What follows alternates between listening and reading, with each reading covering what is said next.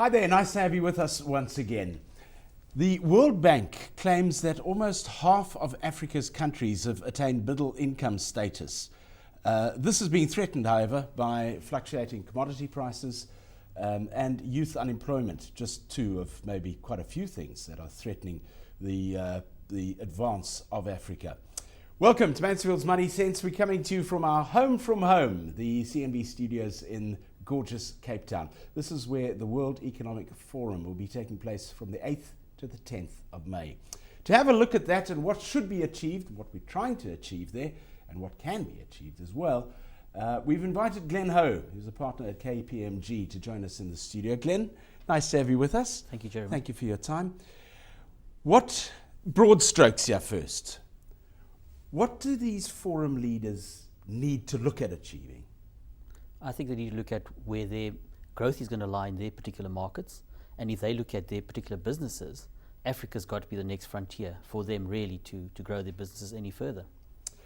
When we're looking at growth, it's about 5%. Is that a good sort of number to look at? 5% growth in Africa as a general. Probably, but probably 7 is going to be better, I think, to really accelerate the growth further and to get more people out of poverty. Is 7% an attainable number? I think if you look on average, yes, because some of the fastest growing economies are in Africa, so some of them are actually exceeding that at the moment. Glen, why then would you say is Africa, which is South Africa, which should be one of the powerhouses, lagging so much in that growth area? I think for various reasons. We're probably at a higher level than most. I think if you look at our average income GDP per person, it's higher than India and China, for example. And already probably a middle income country as such has reached that sort of ceiling. So probably that's what's lagging. But other issues in the country, I think that we can look at improving education, improving the skills, what you see in the National Development Plan. Those areas, if we can look at that, then we could get to that level of growth that we want to be at. Okay, the three topics that have been raised generally seem to be accelerating economic diversification, boosting strategic infrastructure throughout Africa, and unlocking the talent that we have here. Let's take those three areas and let's try and unpack them and see what we can get out of them. Accelerating economic diversification. Are we diverse enough in Africa, or are we too reliant on too few things? We're probably at the moment too reliant on what they call extractive minerals. So we mine things and we sell the mined goods out of the country without actually adding any value to it, making goods from the stuff that we pull out of the ground. So there's a lot of stuff under the ground we pull out and we just sell it overseas, getting not as much as we should be getting from those products, and not creating enough jobs from actually beneficiation or taking those raw materials and making into goods that we can sell overseas. There was news out a while back about Zambia wanting emeralds to be auctioned in Zambia itself and not sent to outside countries for worldwide auction. Is that the sort of thing that we should be looking at doing? That's part of it. I mean, for a long time, we've always had the metals exchange in London, but all the metals are from Africa, a lot of it's from Africa. So I think definitely that's part of it, but also part of it is the cutting, polishing of those gems that we do have in Africa to create those jobs locally. Given what we have available in Africa, I mean, what other diversification could we be looking at other than resources? I think some low-cost manufacturing that could be done here. We probably have the skills base to do that with the increase in wages in countries like China, even India. So this becomes a more viable option to actually manufacture goods here. Africa is very close or closer to the European continent, closer to North America than East Asia. So it makes a good place to actually manufacture goods, and a very stable, let's say, geographical area. We don't have the sort of earthquakes and natural disasters that you often see in other areas of the world. So from a manufacturing base, probably very stable. Are there companies moving into, and I'm thinking of countries like Ethiopia and those sort of countries, are there people moving in from the textiles industry, those sort of industries where it is labor intensive?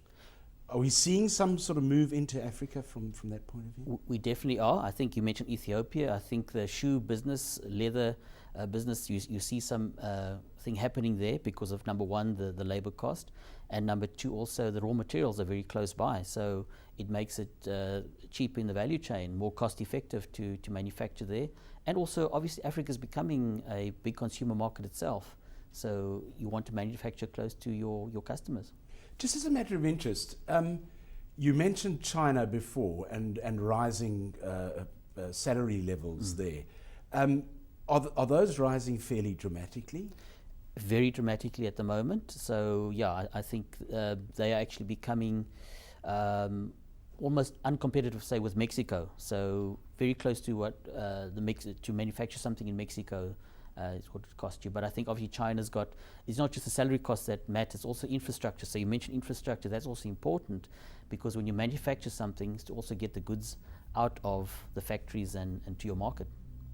Okay, let's hold infrastructure just for a second, because I'm just trying to get a sense of where we place Africa.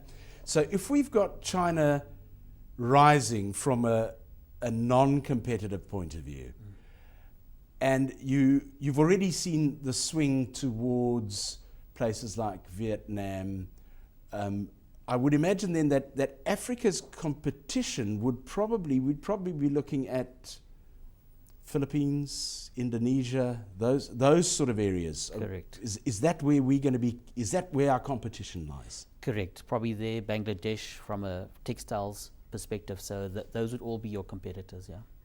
Okay, so we know who we're up against. Correct. But that's the first thing. But I think maybe what we're up against is ourselves.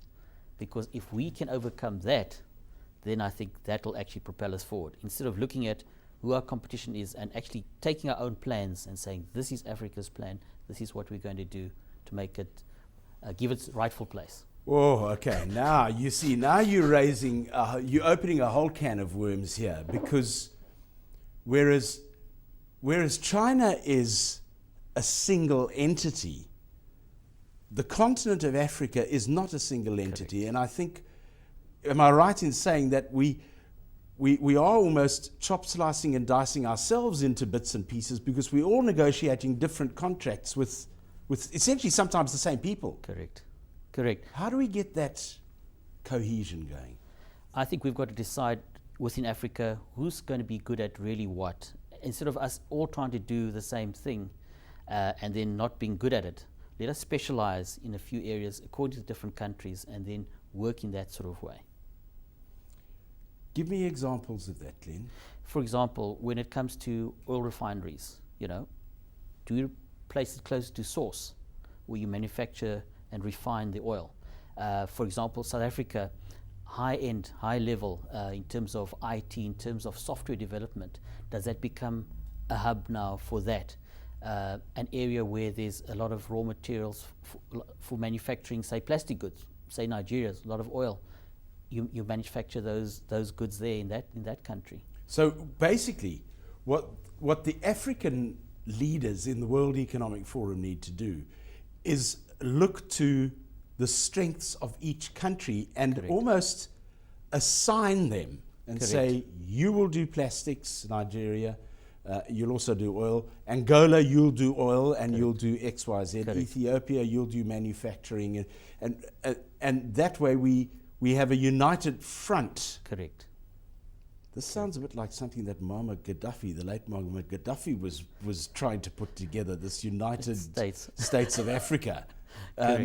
But it's essentially probably where we need to go. Probably. Okay.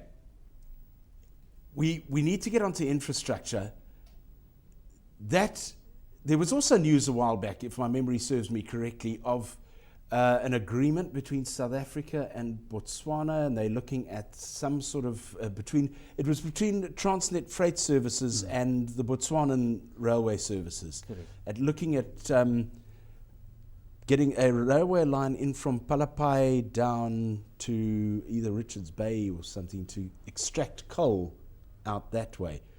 Do you think there is a possibility of us starting a sort of northwest line and a northeast line out of South Africa into Africa to try and extract those? Because if you look at I'm just trying to see the map here, Glenn, because if you look at all the points of call down, let's just take the East Coast. You've got Mombasa, you've got Beira, you've got the new deepwater port that they're busy building in Mozambique. The name eludes me right now. You've got Maputo, you've got Durban. That's just the West Coast. Yeah. So you do have all these options, but are we utilizing them properly? Is the infrastructure there to get the product onto the ships? I think there's that aspect that's being dealt with, but I think more importantly is the inter-African infrastructure, getting things between African countries and trading between African countries. That's also very vital. If you're going to make this, let's say, combined continent work together, you need that infrastructure between the different countries so they can trade and they can also assemble the goods. Because, for example, you take China, when they manufacture the iPhones, the components come from South Korea, Japan, and then a lot of it would be assembled in China. Okay, so the infrastructure needs to be put in place. And I would imagine that means if we're going to be working together here, you would have to have things like tariff codes that are coordinated. We haven't even been able to get that right in the SADC areas. Yeah. How the heck are we going to try and get that right throughout Africa? A lot of challenge, also different languages. So it's a huge challenge, but nothing is won easily. Jeez, I tell you, I get worried about things like the World Economic Forum when you start talking like that. Yeah. There are a whole load of issues because this is not just about Africa. It's not just about manufacturing and business. It cuts across all sorts of things. It cuts across sustainability. It cuts across financial systems, environmental sustainability, health, tourism, the whole